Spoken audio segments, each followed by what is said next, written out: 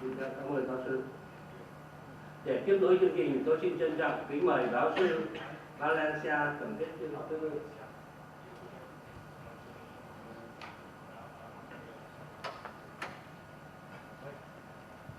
Thank you very much, Ambassador. Well, as usual, I'm going to do this a little differently. This is no reflection at all on the papers, which were of good quality and which moved the issues a bit forward in terms of both the clarification of claims, as Robert Beckman presented, and in terms of problems that may arise like artificial islands and some of the more conceptual issues that Ian dealt with. I'm going to be a little more ambitious and try to summarize the conference in 1 minute. Perhaps in 3 words: fear, racing, hope. To me, there seems to be 2 trends that both evolved at this conference and in the real world that we're studying or analyzing.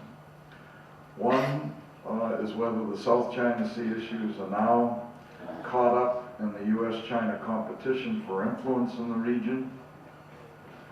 And the question that I and others have raised is the cat out of the bag. In other words, is the race already on? The genie cannot be put back in the bottle, and that the issues will be intensified and exaggerated and affected and influenced by the relationship between the U.S. and China.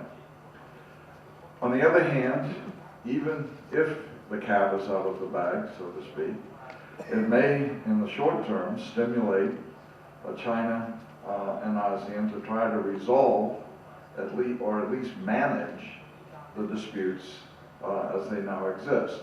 And much of this discussion focused on, the conference focused on fleshing out a code of conduct.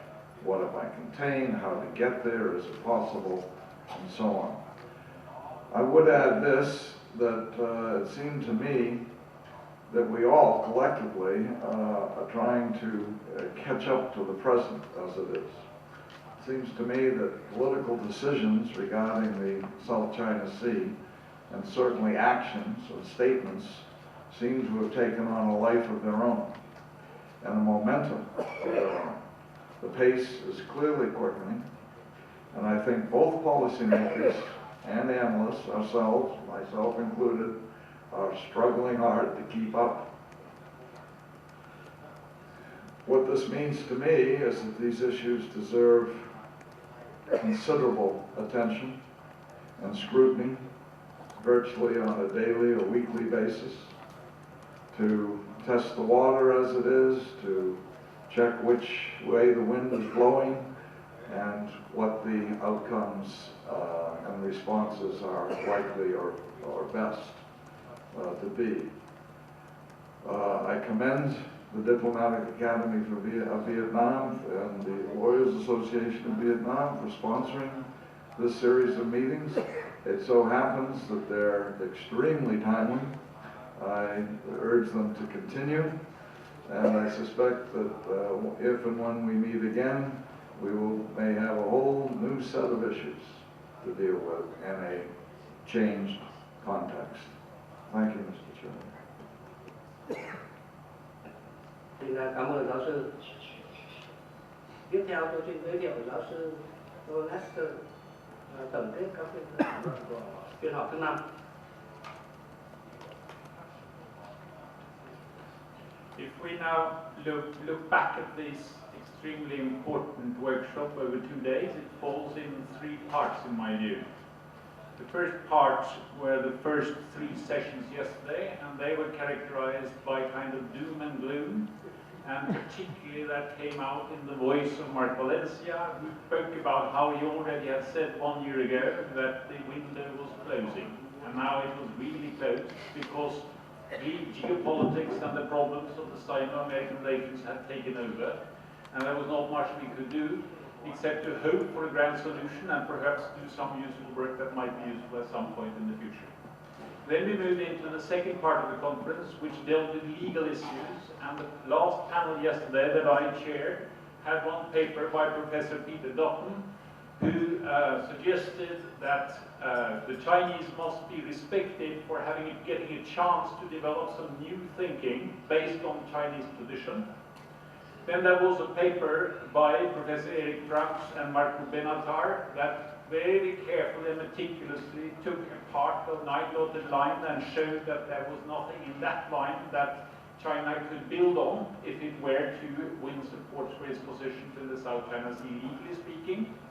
And then there was a very carefully, equally meticulous paper by Dr. Nguyen Thi Lan Anh that showed from a Vietnamese perspective, very clearly based on the law of the sea, how one could approach an eventual resolution in the South China Sea.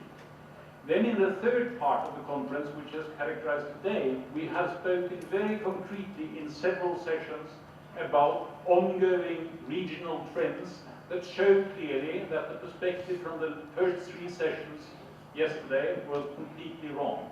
And you also saw how that was reflected in what Mark Valencia just told you now, that actually he has found through the conference and been swayed by the conference to see that there are things that a region actually can do. And so amidst all the geopolitical noise in great power relations, which may very well be temporary, there may very well be windows that are opening up rather than closing.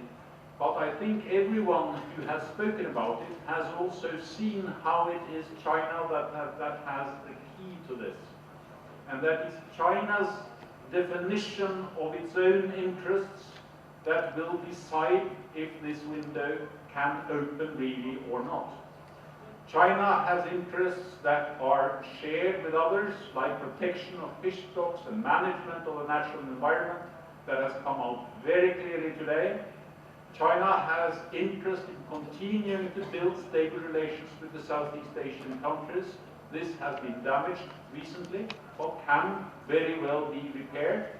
China has an interest in preventing any US interference in the region, and the best way to do that is to gradually build the relationship with the ASEAN countries constructively, so that they will also see no need for any kind of US counterbalancing. China needs calm to build up its naval strength in the long term, which would also be served by this purpose. And China needs energy security, which could be enhanced if legal regimes could be established that would allow the exploitation of natural resources. Please note how all of these Chinese interests point in the direction of a Chinese need to change its approach. Please also note, I want to cite one in particular intervention today, and that was Ambassador Severino's wise and constructive intervention, where he said that while the final or complete delimitation of the South China Sea will not happen in our lifetime, I quote, the one thing that can be done is to bring the claims as close as possible to alignment with international law, above all the UN Convention on the Law of the Sea. And this, I think, has underlined so much of the thinking. More and more legal thinking is coming into every nation's approach to this question, and the legal impossibility of the 9-dashed line is becoming more and more evident to all thinking and knowledgeable Chinese. So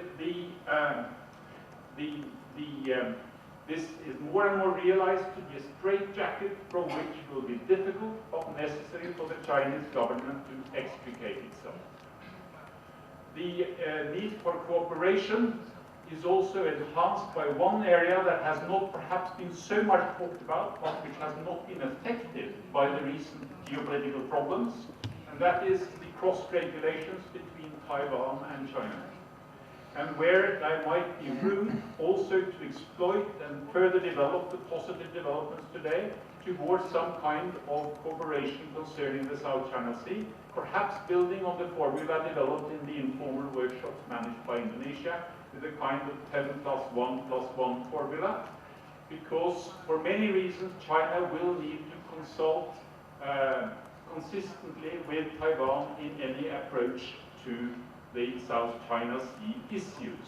And that's perhaps my last word will be that from many interventions it's come out that there is not one South China Sea issue, there are many South China Sea issues, and they must be dealt with separately Some will need bilateral solutions, other multilateral solutions, some will require external involvement, and some will certainly not. Thank you.